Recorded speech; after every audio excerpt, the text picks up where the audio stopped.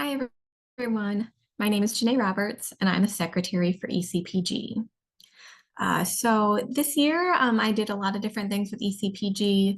The main things have been housekeeping, the ECPG email, supporting the steering committee and subcommittees, representing ECPG at different FIP events, updating our membership database and membership status, and is also ECPG finances and overseeing the budget.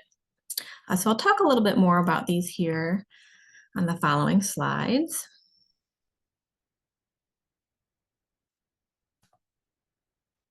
All right, so in terms of housekeeping and email, I can tell you that over 1,000 email threads were started or responded to between January 1st of 2024 and October 4th of 2024. So quite a few emails coming in and out of the ECPG email. You'll see on the left, I broke down the percentages of the emails by portfolio.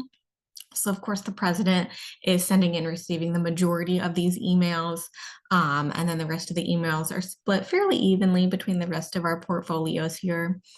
I can tell you that about 50% of the email threads under the president's portfolio were related to World Congress in Cape Town. So that definitely took up the majority of those emails. About 9.3% of total emails were like spam or error messages or malicious emails. The vast majority of those were filtered right into a junk folder, so it's not something that I had to deal too much with, but about percent of the total emails did come out to be that when I looked through that folder. I did have some opportunities to represent ECPG at various events this past year. One of those events was the second IPSF Career Fair and Exposition. This took place virtually, and I was able to be one of the speakers, and I spoke about the future of pharmacy and the role that early career pharmacists can play in that. I also spoke at one of FIP's digital events on iron deficiency anemia.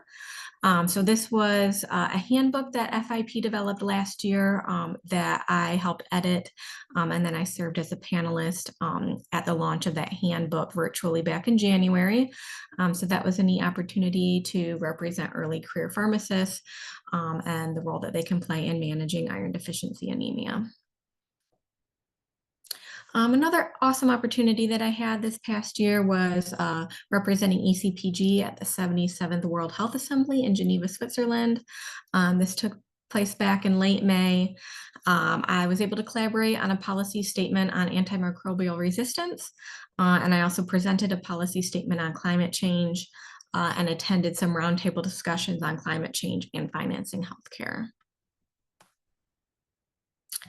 In terms of membership management, I'm pleased to announce that we have had about a 25% increase in our total number of members from last year, which is awesome. In total, ECPG represents 101 countries worldwide, and the map here on the left depicts exactly which countries we have representation. And then lastly, in terms of budget and finance, so here's a breakdown of our budget. We do get 5,000 euros each year from FIP. So we've allotted that to go towards our Zoom Pro account. And then the remainder we split amongst the steering committee members to cover travel expenses, predominantly related to World Congress. These expenses still are pending since we still have to submit them to FIP leadership, but so far this is a breakdown of how we've decided to use them. And that's all for me. Thanks for following along, and I'm glad to represent ECPG and hope to see you all at FIP events in the future.